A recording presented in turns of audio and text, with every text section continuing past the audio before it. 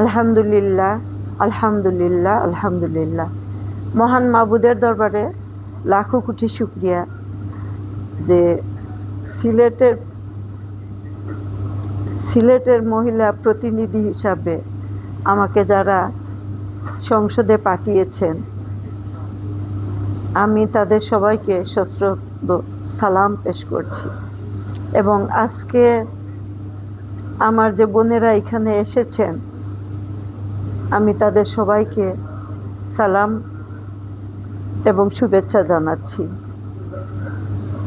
সিলেটবাসীর যে আশা আকাঙ্ক্ষা নিয়ে আমার উপর যে দায়িত্বের ভার অর্পণ করেছে, আমি যেন সেটা সঠিকভাবে পালন করতে পারি। এবং এর জন্য আসলে সিলেটের সবার সহযোগিতা আমার কাম্য।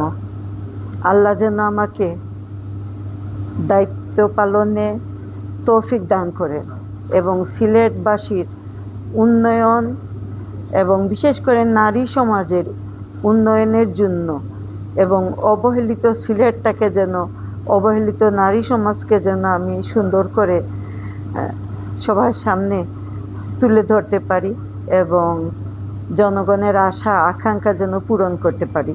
সবাই আমার জন্য দোয়া করবেন। আসসালামু আলাইকুম রহমতুল্লাহি ওয়া বারাকাতুহু।